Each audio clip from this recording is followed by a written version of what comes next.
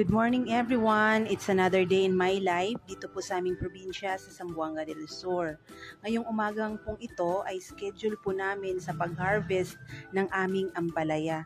So sa mga nagtatanong kung bakit daw ganito ka-healthy yung aming mga gulayan, ano daw po yung sikreto? Actually wala po kaming sikreto pero hindi po kami masyadong gumagamit ng mga synthetic brand para sa aming gulay.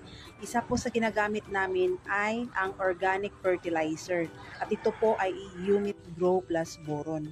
Ito pong Humit Grow Plus Boron ay nagpapatibay po siya ng mga roots ng ating mga tanim at the same time, insect repellent din po siya. So healthy po ang ating gulay. Sa ngayong araw na to, ibebenta na po namin ang aming ampalaya sa palengke para po magkakapera na naman tayo. Salamat po!